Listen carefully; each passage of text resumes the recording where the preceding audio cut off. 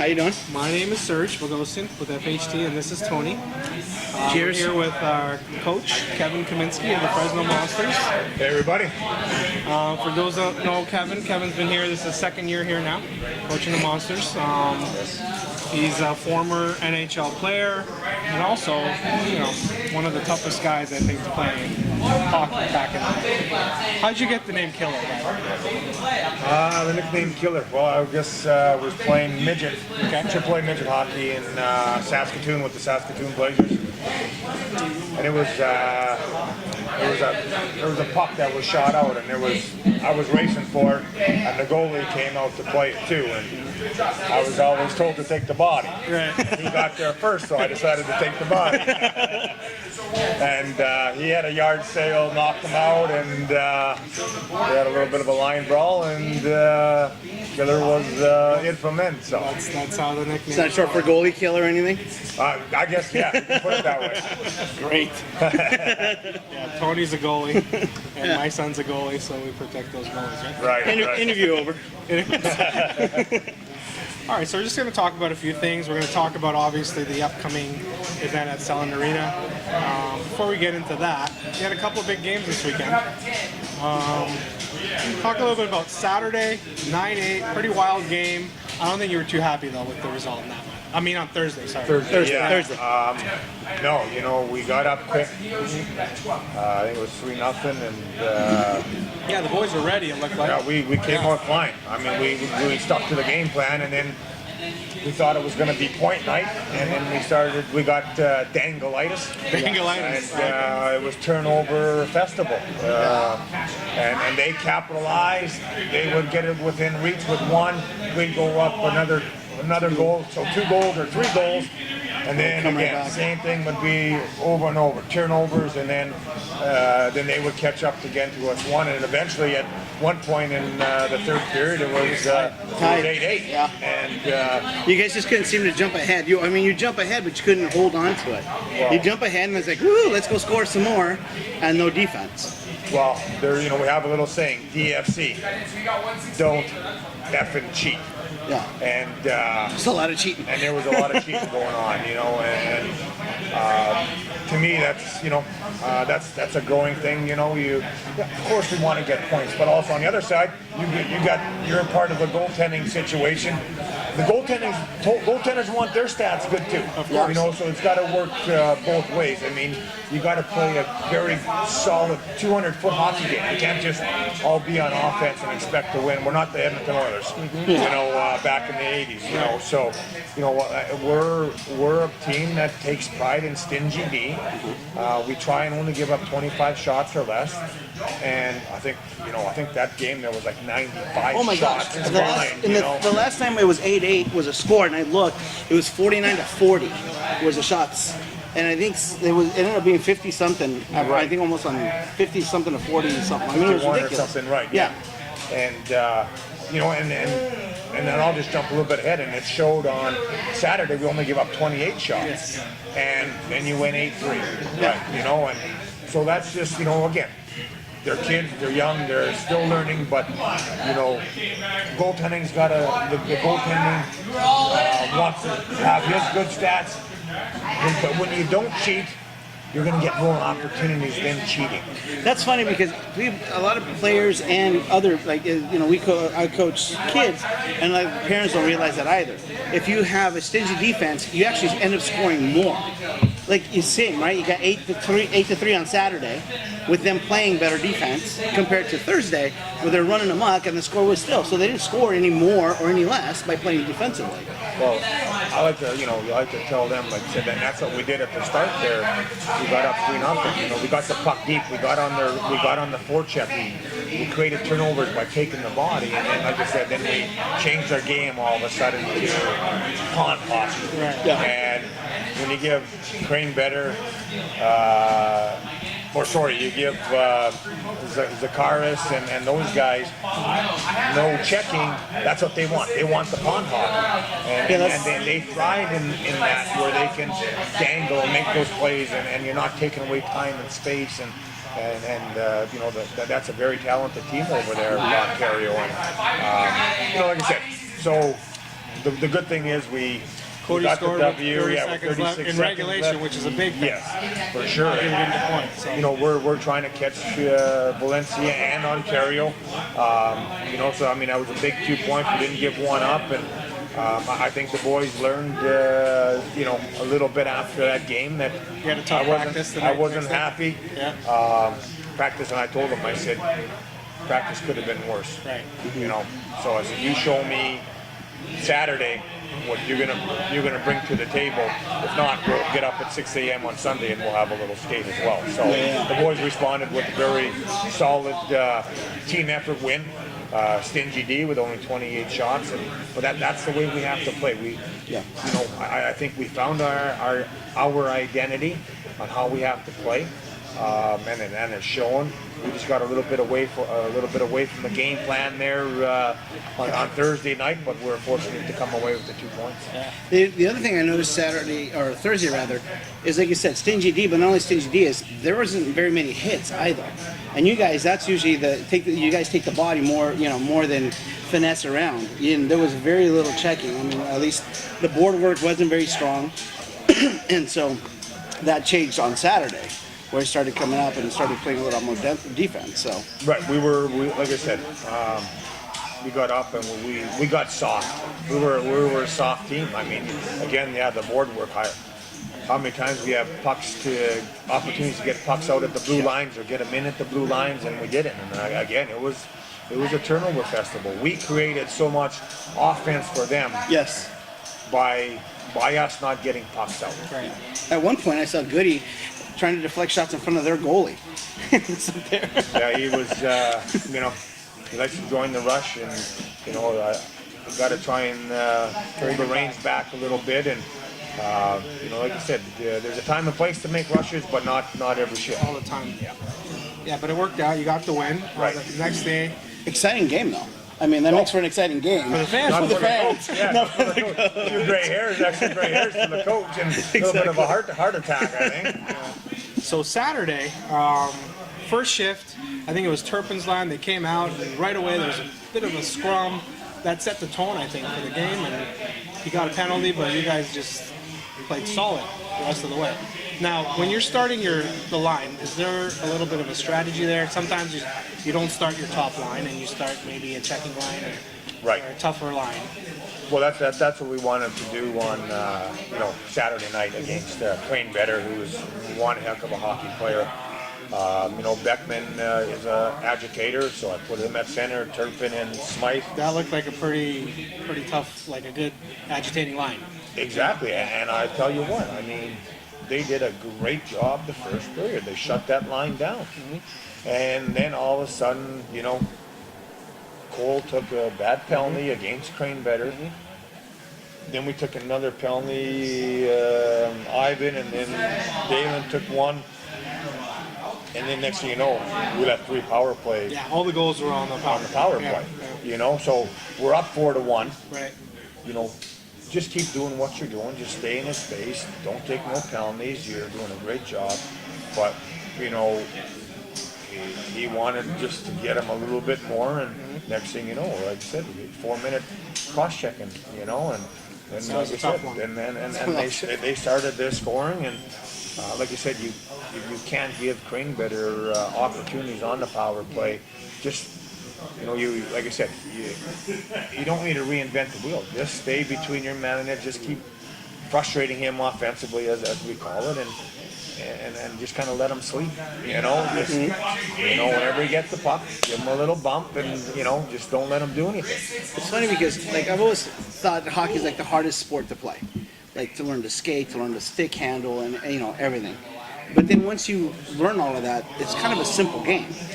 And you know, sometimes if you try to do too much, and it's like, just play it real simple, cloud them up, don't let them get by you, and then that's it. It's real simple. But they try to get a little flashy, and then that's when, you know, things get go awry. Well, it's about recognizing the situation. It's about we have a list called Pride the Little Things, and that, that's pucks in, pucks out. That's blocking shots. That's taking hits to make the plays. Good execution, first pass on the tape. We got a page and a half. There's some good passing on Thursday. Actually, there was some really good passing. I'm sorry.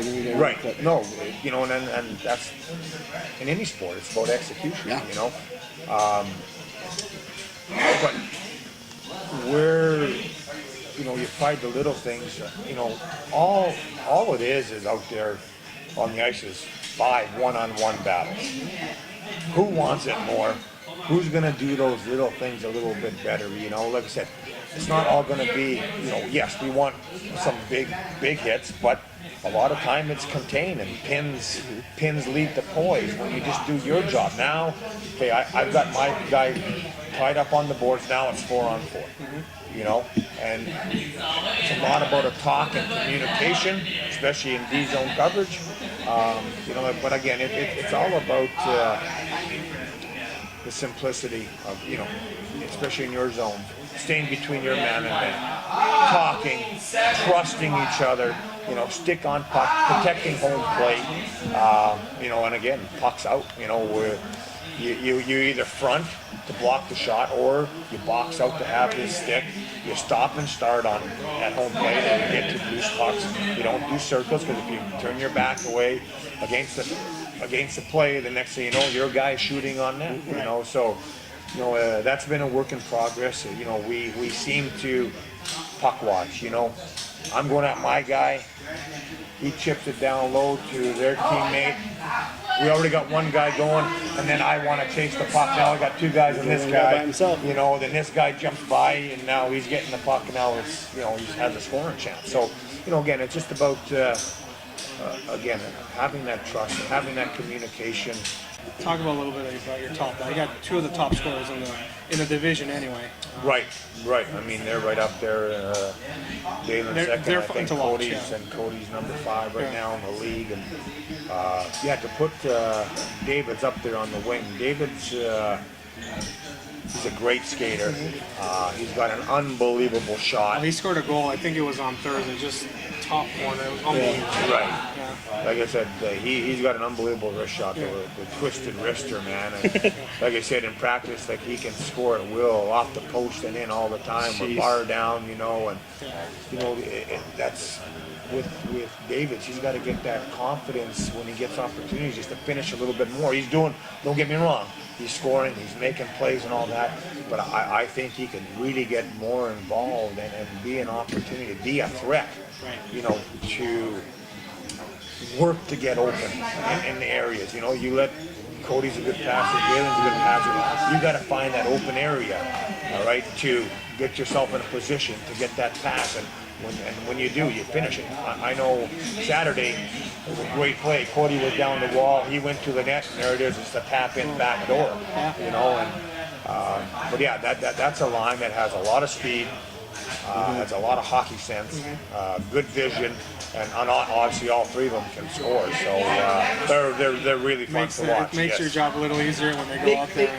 The other thing I noticed is they tend to skate away from stuff. Turpin, Dalen also, I saw them, they got some chippy shots on Thursday as well, and they just skated away. They didn't engage, just skated away, which again keeps you out of trouble, keeps you out of the box. Because on Saturday it was getting a bit chippy. They wanted to fight, but your boys just held back. Yeah. Well, you know what I mean. You don't want your top goal scorer. Who wanted Gretzky to fight, right? I mean. Why do we want Key and Dalen in the box, or have that a chance to break his hand on a helmet or a visor or something? We got guys for that. I mean, and then they do a pretty good job of, they go to the hard areas. They go to the blue paint. I mean, they try and, other teams try and run them, but they do a pretty good job of keeping their composure, and just, they're hungry to score goals. They don't, they want more. They don't want to be in the box. And they don't want to be in the box. They, like I said, they play with that grease and grit as well. For offensive guys. Like I said, they block shots. They do all those little things that we ask. That you think just the third and fourth line guys can do it, but when your top guys are leading your scoring and they do all those little things again, that shows me that they're committed to playing monster hockey for 60 minutes and they're willing to pay the price or sacrifice their body. So, next 6 home games you have against Phoenix and San Diego. And these are games you should win, but how do you get your team ready for teams like that can come and bite you in the butt, because it has happened before. Right. Well, I'll tell you what, Phoenix is... Because they gave you a battle when you guys went. Well, we won. They beat us 2 out of the 3. And they have a very good team. They play hard. They compete. I've been telling our guys even after the game on Saturday. I said, fellas, now it's time to get ready for Phoenix. I go, we start, getting our minds focused, and I told them this is not going to be easy. They picked up some guys. They're getting better. They just beat Ontario there the other night, last weekend. So I said, we're going to have our hands full. So we have to play every team like we're playing Long Beach, the top teams. And I'll tell you what, it's going to be a battle. I can guarantee you that, because he's got his team playing very well over there in Phoenix. So we got to be ready to come, and we got to be ready to compete for 60 minutes. You don't want to take it easy. So, getting to Long Beach, the big Selland Arena announcement happened, I guess, a couple of weeks ago now. Yep. The Monsters are going to be playing in Selland Arena, the last home series of the season, February 15th to the 17th. Tell us how big that is for the team and for the city. I think this is absolutely exciting. When I was coaching in Long Beach, obviously we got to play here against the Falcons, and man, I loved coming here. This was a great barn to play in. The character of the building, the atmosphere of I remember the one game was 6,200 people. They're crazy fans. I mean, they love their hockey, they love their sports, and I think I said it before. They want a nice cold beer on a Friday night and a little bit of violence, and a big W. Yep. But like I said, it's exciting for our players to play in front of, to play on the big stage. A lot of them probably haven't played in front of that many people. Right. I mean, and we get good crowds at Gateway, and they really enjoy that. So hopefully they'll even thrive a little bit more these next the last 3 home games against Long Beach. Now, obviously, I think for the fans, because I've talked to people, and even we don't want to go stand at the gate. Right. And so here's your opportunity. The old hockey fans and the new hockey fans that, hey, please come out and support the Monsters to show the city that we can get over 4,000 fans per game, so we can come back next year and hopefully play and rock downtown. I mean, it's great for the community or the city of Fresno, also for businesses. All those businesses are going to start thriving with people going down early to eat or after games, to go have a couple pops or whatever it is, and like I said, even the businesses, things are going to clean up down there when you have that kind of fan base like they used to have, and they're going to show us that they want hockey back at Selland Arena. Well, they keep wanting to revitalize downtown. And it's like, well, here's a step. Here's step 1, or one of many steps, really. Right. And then really, like you said, kind of the area will clean up. I was a season ticket holder from the early '80s, and we never had a problem with the cars down there. So it's not in the best part of town, but quite honestly, it's really clean, and there's no problems. The security's good. We've never had a problem. And I was pretty cheap back then, as I am still. And I wouldn't even park in the arena. I'd park down the street and walk half a block, to get in there to get away from the parking fee. not one problem ever. And so it's come on down, play. Come on down and watch the game, enjoy it. Worry free. Exactly, and I think we're going to be playing against a top team in Long Beach, and we're pushing to make a big playoff positional, I guess, push to where we're going to be. We played Long Beach very, very well this year, and I tell you what, I mean, we're an exciting team to watch. We've got a little bit of everything. Like I said, we've got speed. We've got very good skill in some of our guys. Dalen, Cody, Davis, that can put the puck in the net. We've got very good goaltending. We've got solid D, big D, that can move the puck, that can be physical. We got the other guys that just compete. They're relentless on the forecheck. They're relentless on the track pressure. We have that right chemistry. And I tell you what, these kids have a lot of character in that locker room right now, and finding ways to win, different every night. All right, we got a couple of questions from the fans. Yeah. All right, so Jordan from Instagram.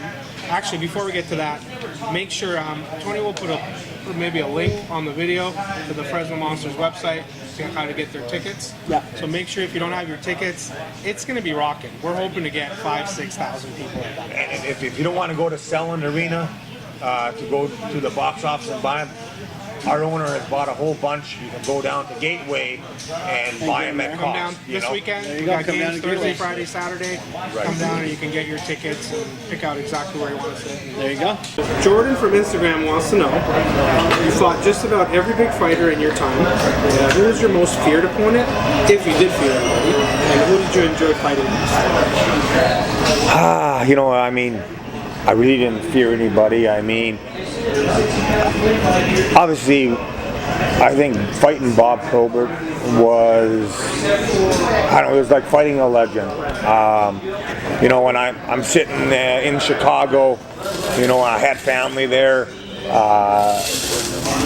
I'm sitting in before the game, and I'm sitting by my old roommate, Ole Kolzig, and I'm kind of... You get your nickname from running a goalie, and then you're rooming with a goalie. Right. Oh yeah. Those goalies are weird, man. But yeah, and I'm kind of, I'm just kind of getting really focused for the game. And he goes, "Killer, you're all right or what?" I go, "Yeah." I go, "But tonight's tonight." He goes, "What do you mean tonight's tonight?" I said, "Well, I'm going Proby." He goes, "No, you're not." I go, "Yeah." I said, I have to. He's winding down his career, and I got to see I fought the legend. And, we ended up, the one time he was coming across the blue line with his head down, and I went to run him. He just seen me at the last, and I caught him just half of his body, and his stick went flying, and he looked at me. But then it was a few shifts later, we fought in front of the bench. So, like I said, I really, I really enjoyed that part of the game.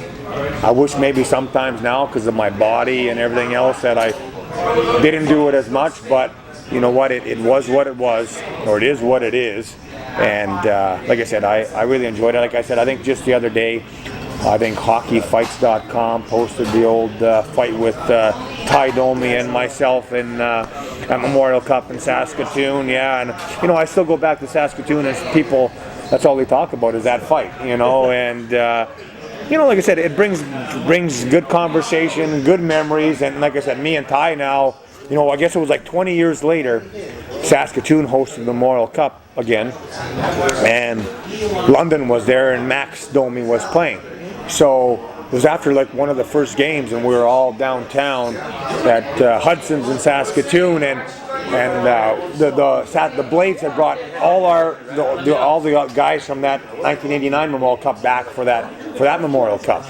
And then my old roommate Dean Holine, I'm talking with my cousin and his girlfriend, and Dean Holine, he goes, "Killer, look who I found," and here's Ty Domi. And so me and Ty started talking, and we hung out every night for like 10 days for that Memorial Cup. And like I said, we still talk today, and and that's what hockey's all about. You have your enemies, you have your wars on the ice, and you leave it there, and then you become friends. Yeah, Bob Probert, unfortunately, he had a lot of issues and he died very young, but he was a legend. As a Red Wings fan, Yeah, exactly. Yeah. And Ty Domi, one of my favorites. I grew up in Toronto, so There you go. I've run into him a couple of times, and he's a great guy. Actually, my dad was a doctor, and he went to his sister's wedding, so there's a bit of a connection there. But every time I run into Ty Domi in Toronto, he's a great guy. Oh yeah, he's super guy. Yeah, he's. Have you seen Max Domi's blade, his curve? I haven't. It's the same one that I make for Donovan. Yeah. It's flat and it just has a hook at the end. Okay. Just super flat and the hook. It's hilarious. Well, he's right. I keep going to the store. I need that blade. I'm not gonna find it. I need the old bend. I like to sauce the puck. So that's my goal. Go around. All right, we got a question from Lisa Turpin, Zach's mom, who is Or was it Saturday night? Scored Thursday, then took Saturday off. So actually, I don't know if you guys know about it, they made a bet. So every time Zach scores a goal, she's not allowed to go on Twitter. So it was pretty God, she must be frustrated then, on Thursday night. Yeah, so she wasn't allowed to go on Twitter on Saturday. How about all social media? I think just Twitter. Just Twitter, okay. So she asks, as a GM, what opportunities do you see for growing the franchise, and what help would you like to see from alumni and current players and families in Fresno?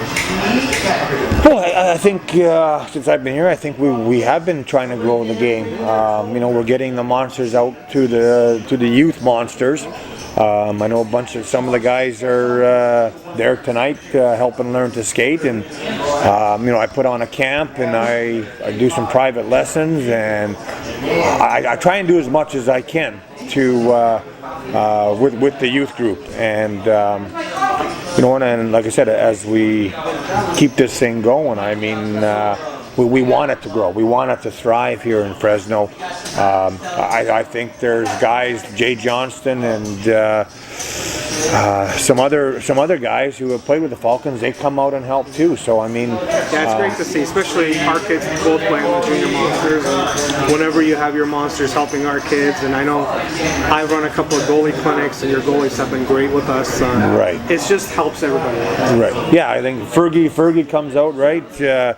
Fergie actually he played with Lethbridge in the WHL, and we both made the All-Star team that year. So we were teammates, at the All-Star game there. After all these years, you end up in the same place. In the same city, yeah. That's pretty cool. Small world, as they say. Right. What else was I going to ask you? Small world, but I wouldn't want to paint it. Right. I had a couple other questions here. Let's see. Go ahead if you want to. So we were talking about what you remember the most, right? You were saying that when you first came out on the ice and when you made the NHL. When you retired, what was the hardest thing for you to let go of? Or what do you miss the most? Well, it was. You know what? I tell you what. It was a struggle.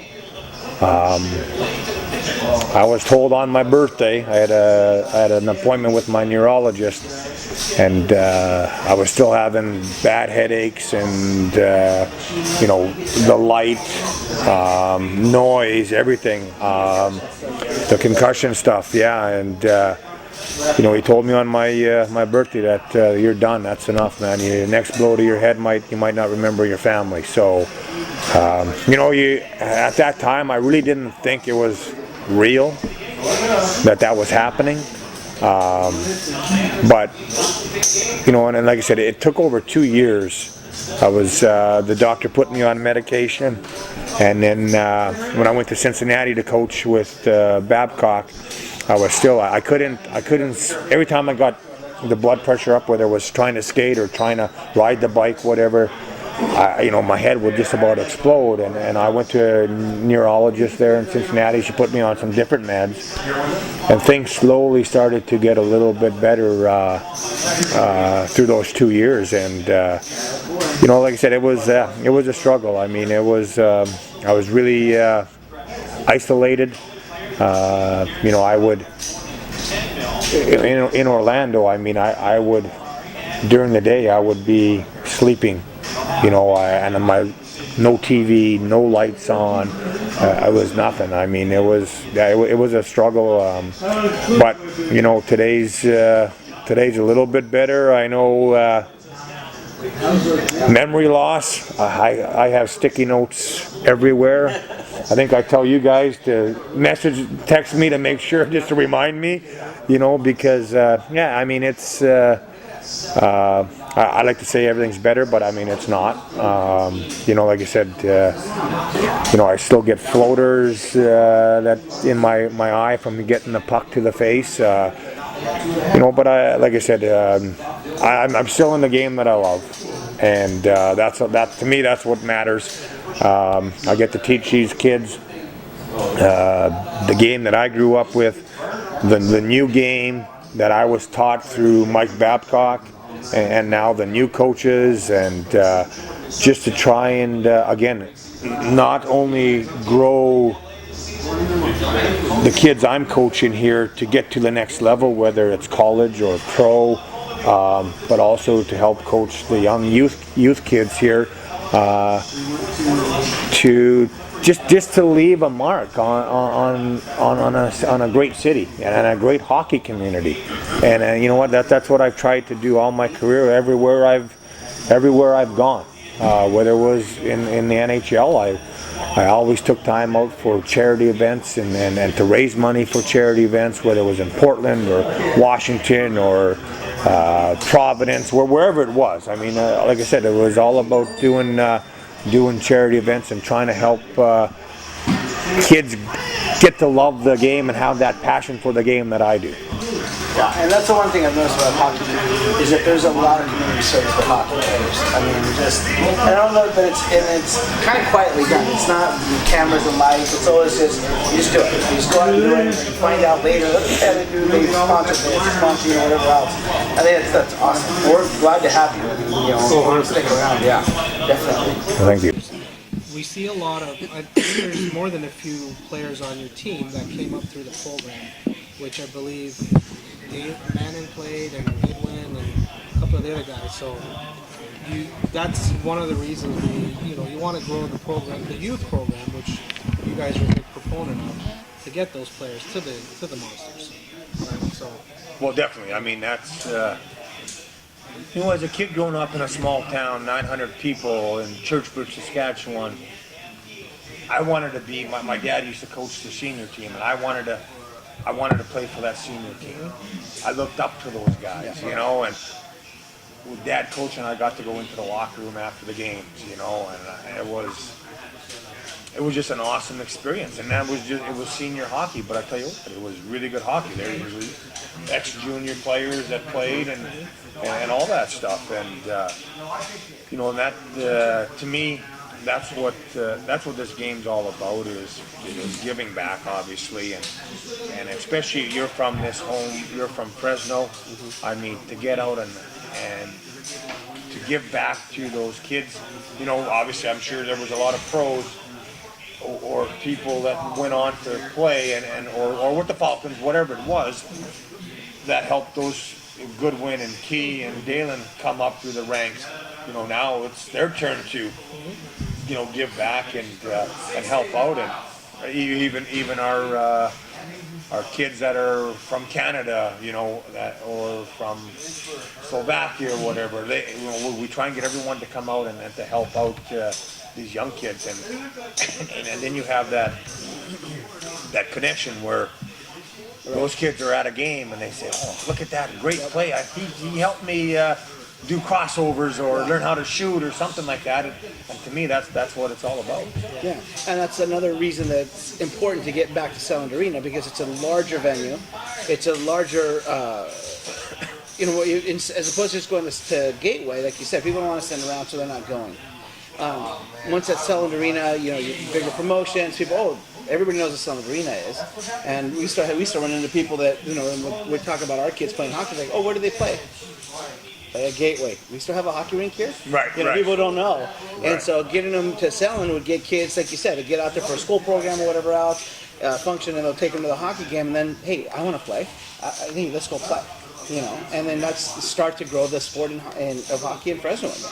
Right. So that's important that everybody get out there. It is. These 3 games are vital. Like this should be the most important thing on the map of Fresno right now. Yeah. Because if we don't get those crowds, all right, people, we don't get these crowds, we're going to be back at Gateway where you can't sit. But if we get the crowds, get out there and support these young kids, these monsters, then you can come and watch us play all next year at Selland Arena. Which will be unbelievable for everybody. For everybody. I mean, then you get, whether between periods, then you get the youth groups playing in between periods, a little scrimmage. And to me, I remember I used to go, to Melville, where the junior team, the Melville Millionaires or the Yorkton Terriers, and we would play in between periods, or they would have shootouts. And it was a thrill.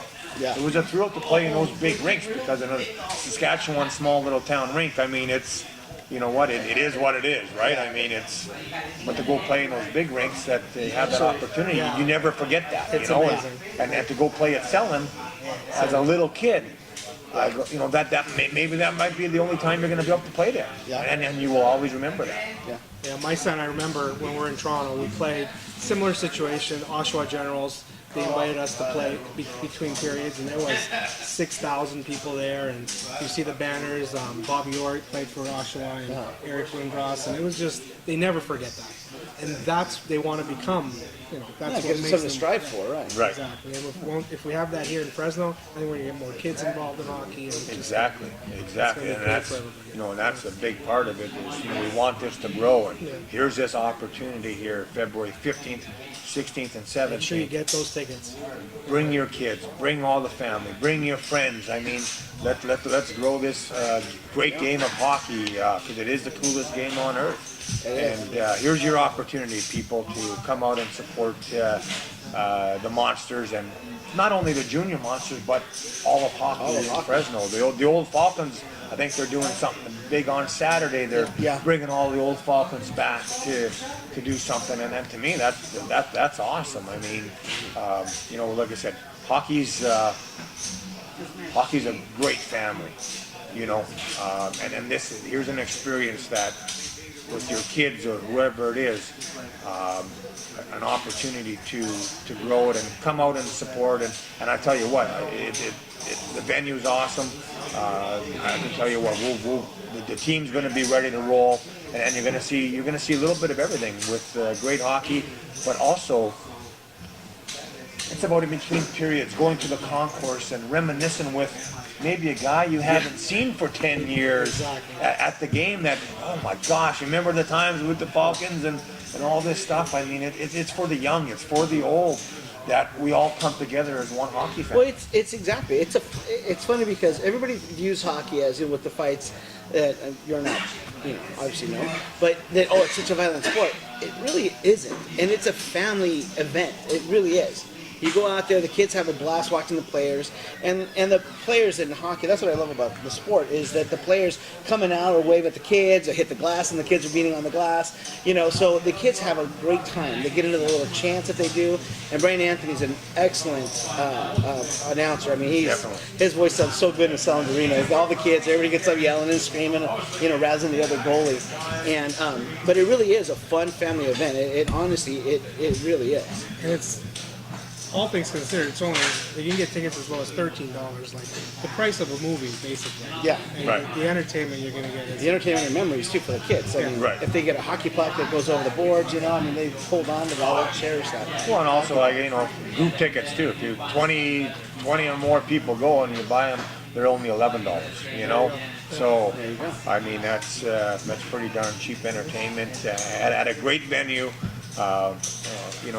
Again, and you never know who you're going to run into. Like I said, it could hockey hasn't been there for a long time, and you might run into some old friends to reminisce about some great times in the past. Yeah, it's funny. Like, we're working on actually a documentary with FHT. How hockey, there's a huge history in Fresno. I think hockey's been around for 50, 60 Right. years. So we want to get that to more people, to get more people involved, show our great sport in front of more fans. This is the perfect vehicle. It is. This is the time here in February, middle of February, to come on out and enjoy Selland Arena and enjoy these kids that play a very relentless, fierce, hard-hitting game. They're fun to watch. So I mean, like I said, if you want the city of Fresno revitalized, we need your support for next year, so we can be down there. And like I said, it's great for the businesses. Everybody wins if we come back to Selland Arena next year. No, I agree. And it sparked the interest in hockey again with the junior kids and new kids coming in. Definitely. One other question, I don't know who it's from, but there are a lot of teams who've closed coach and family communication and only deal with the player. But you seem very approachable and team and family based, friending most on Facebook and Instagram. Do you find the family connection important when being the coach for these players? Families first, to me. It's there's nothing more important than family. If you don't have family, you really don't have anything. I lost my mom about 7 years ago. I just lost a great friend. One of my mentors back home in my hometown of Churchbridge that helped me through my career to get me to where I wanted to go when I was NHL. I was very grateful to tell these kids what this guy meant to me, and my player said, "Well, go." And I met him back in Long Beach, but yeah, I mean, like I always tell my players, I go, my door is always open. If you have something on your mind, if there's a family member sick, come and talk to me. Or if you got really nothing and you just want to come in and, shoot the crap a little bit, come on, grab a coffee. We'll make sure you grab me a coffee too, and we'll sit down and we'll talk. I mean, that's what it's all about. I mean, yes, hockey to me, Family. hockey's very important, obviously, just from the way I was growing up. But that's secondary to the family. And like I said, I think I take my time when I'm after a private lesson or after Monday. I go out and try and talk to families, and we've noticed that. Like, you're very approachable. You'll spend time. And people want to come and chat with me. More than welcome. Just on game day, probably not. 'Cause I'm pretty intense and I'm pretty focused. I'm getting prepared. And, but I mean, after the game or whatever it is, anytime else, I'm very approachable, and I'll take time to answer any questions, whatever you want to talk about. So good. Thanks for stopping by. Hopefully you'll stop by again. And we can definitely. have this and discuss playoffs when we get in there. For sure. And we can get together, and hopefully the Selland Arena will have enough people to come out, and we can show Fresno exactly what hockey fans can really do and fill that place. Right. And so don't forget to get your tickets. You can go to Gateway to get them. You can get them to Selland Arena box office, and some vendors around town, or just at Gateway. you can do it through Ticketmaster as well. Ticketmaster But as the well. easiest way, come down to a game this weekend. You can get them directly from the Monsters. There you go. Thank you, FHT, for having me. Thank Appreciate you. it, guys. Thank you. Pleasure's all ours. Thank you. Thank you, Thanks. guys.